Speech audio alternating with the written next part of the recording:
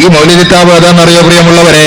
366 വക എന്ന് പറഞ്ഞിട്ടുള്ള ഈ മൗലിദ് കിതാബ് മർക്കസിൽ നിന്ന് പുറത്തിറക്കിയ, അവരുടെ അനുമതിയോടുകൂടി പുറത്തിറക്കിയ സിറാജിൽ പരസ്യം എന്ന മൗലിദ് കിതാബാണത്.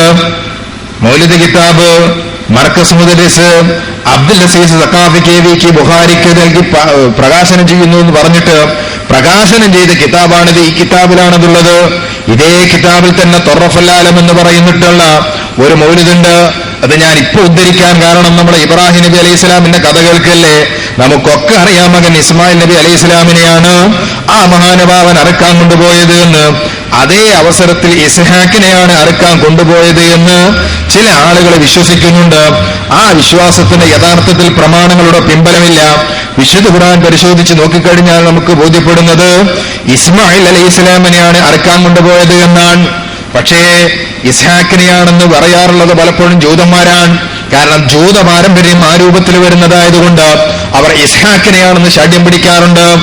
ഈ മൗലിദ് കിതാബിൽ കാണാം, മുഹമ്മദ് നബി സല്ലല്ലാഹു അലൈഹി വസല്ലമയെ കൊണ്ട് കുറെ അമ്പിയാക്കൾ രക്ഷപ്പെട്ടിട്ടുണ്ട്.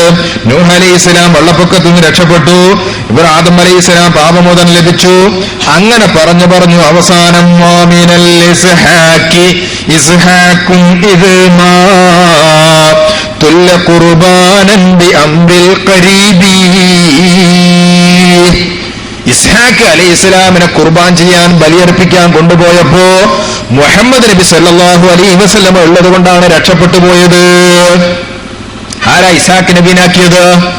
നമുക്ക് സംശയമില്ലാതെ ജൂതന്മാര് തന്നെയാണ്. അതുകൊണ്ടാണ് ഒരുപക്ഷെ മർക്കസിന്റെ മുദരിസ് പ്രകാശനം ചെയ്ത ഈ കിതാബിലും അത് ജൂത കെട്ടുകഥയാണ്, അത് മുസ്ലിമീങ്ങൾ വിശ്വസിക്കേണ്ടതല്ല എന്ന് നാം നിരന്തരം ജനങ്ങളോട് പറഞ്ഞത്. അന്ന് എതിർത്തിരുന്നവർ, അന്ന് പ്രകാശനം ചെയ്തിരുന്നവർ, അന്ന് ഇതിനു വേണ്ടി പാടി നടന്നിരുന്നവർ അവസാനം ഇപ്പൊ പറയുന്നത് എന്താണെന്നറിയോ?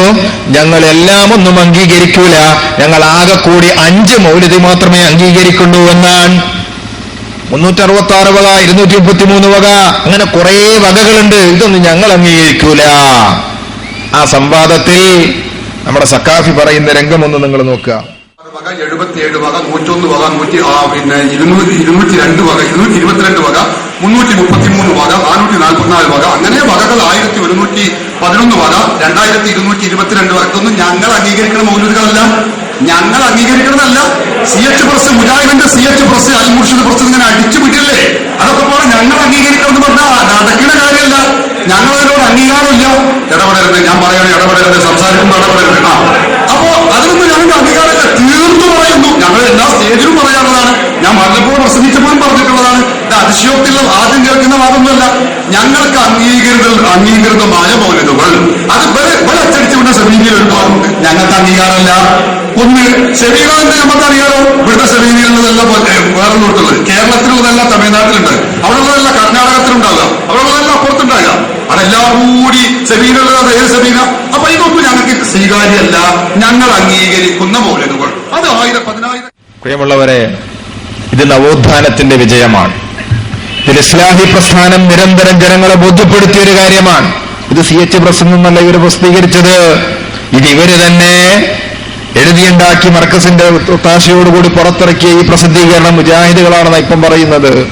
ഏതായിരുന്നാലും ഒരു കാര്യം നമുക്ക് ഉറപ്പിക്കാം, കാലങ്ങളായി ഇത് ശരിയാണെന്ന് വിശ്വസിച്ച് ഊതിപ്പോന്നിരുന്ന ആളുകൾ ഇവരുടെ കഴുത്തിന് പിടിക്കേണ്ടിയിരിക്കുന്നു, ഇവരെ മുന്നിൽ നിർത്തേണ്ടിയിരിക്കുന്നു, ഇവരോട് ചോദ്യം ചെയ്യേണ്ടിയിരിക്കുന്നു. ആരാണ് പ്രിയമുള്ളവരെ നമ്മളെ ഇത് പഠിപ്പിച്ചിട്ടുള്ളത്? ഇത് ചൊല്ലണമെന്ന് ഇവര് തന്നെയായിരുന്നു മുമ്പ്. ഇപ്പൊ ഇവര് പറയുന്നു ഇതൊക്കെ കെട്ടുകഥകളാണ്, ഇതൊക്കെ മുജാഹിദുകൾ ഉണ്ടാക്കിയത്. അപ്പൊ നമുക്കിപ്പോ അതായിരുന്നു പണി. മുമ്പൊക്കെ മുജാഹിദ് മൗലവിമാർക്ക് മൗലൂദ് എഴുതലാ പണി എന്നാണ് ഇവർ വർത്താനം കേട്ടാ തോന്നുക. പ്രിയമുള്ള സഹോദരന്മാരെ, ഏതെങ്കിലും സഹോദരന്മാരെ മുജാഹിദുകളെ തെറ്റിദ്ധരിച്ച് ഇവർക്ക് അള്ളാഹുവിന്റെ റസൂലിനോട് മതഹില്ല, സ്വലാത്തില്ല, ബഹുമാനില്ല എന്നൊക്കെ പറഞ്ഞിരുന്ന ഒരു സഹോദരന്മാർ ഏതെങ്കിലും കാലഘട്ടങ്ങളിലും അല്ലെങ്കിൽ ശബ്ദം കേൾക്കുന്ന ആളുകളിലും CD കേൾക്കുന്ന ആളുകളിലുമൊക്കെ ഉണ്ട് എങ്കിൽ നമുക്ക് സൂചിപ്പിക്കാനുള്ളത്, നമ്മുടെ മുൻഗാമികളെ പറ്റി പലപ്പോഴും നമ്മുടെ മുജാഹിദുകളോട് ചോദിച്ചിട്ടില്ലേ? എന്താ ചോദിച്ചത്? അവരൊക്കെ നരകത്തിലാണോ എന്ന്.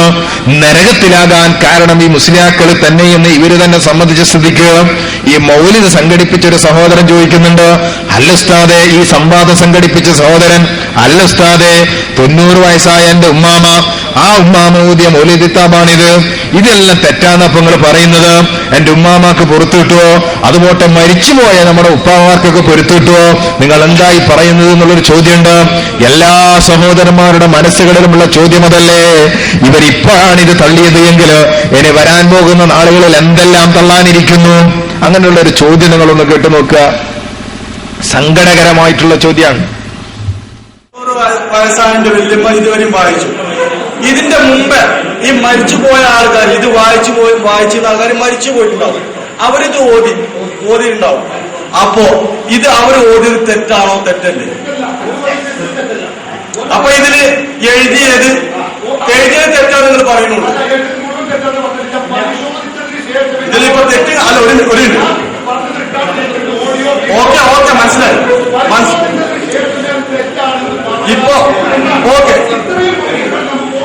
അത് ശരിയാണ്. നിങ്ങൾ പറഞ്ഞത് ശരിയാണ്.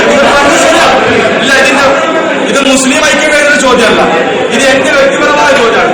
ഇതിൽ നിങ്ങൾ ഇപ്പൊ അവിടെ ഇതൊന്ന് ഒരു ചൊല്ലിയിട്ട് നിങ്ങൾ പറഞ്ഞു തെറ്റാണ് ഇല്ലേ? ഒരു ഉദാഹരണം പറഞ്ഞിട്ടില്ല. ഇതിൽ വായിച്ചു അത് നിങ്ങൾ തെറ്റാണെന്ന് പറഞ്ഞു അല്ലേ? അത് വായിച്ചത് തെറ്റായി കഴിഞ്ഞാൽ ഈ മരിച്ചു പോയാൽ അതിന് കുറ്റമുണ്ടോ? കുറ്റമില്ല. അതറിയില്ലെങ്കിൽ ഇത് ഇനിയും വായിക്കാൻ പോകും. ഇപ്പൊ വീട്ടിൽ കൊണ്ടുപോയി വെച്ചാൽ ഇനിയും വായിക്കും. അങ്ങനെയാണ്. ഇത് തെറ്റാണ് അദ്ദേഹം പറഞ്ഞപ്പോ സംവാദം സംഘടിപ്പിച്ചൊരു സുന്നി സുഹൃത്താ ചോദിക്കുന്നത്, എന്റെ ഉമ്മാമക്കിനി എന്താ ചെയ്യാ? മരിച്ചുപോയവർക്കിനി എന്താ ചെയ്യാ? നിങ്ങൾ ഇപ്പൊ പറയുന്നത് ഇതൊക്കെ തെറ്റാണ് എന്ന്. പ്രിയമുള്ളവരെ, ബോധം ഇതിന് മാത്രമല്ല ഉദിച്ചിട്ടുള്ളത്. എത്ര കാലങ്ങളായി നമ്മുടെ ആളുകൾ പല മൗലിദുകളും പാരായണം ചെയ്യുന്നു. എല്ലാ മൗലിദുകളും പോരിശയാണെന്ന് ജനങ്ങളെ പഠിപ്പിച്ചു. ഒന്നിനും ഒരു കുറ്റവും കുറവില്ല എന്ന് പഠിപ്പിച്ചു.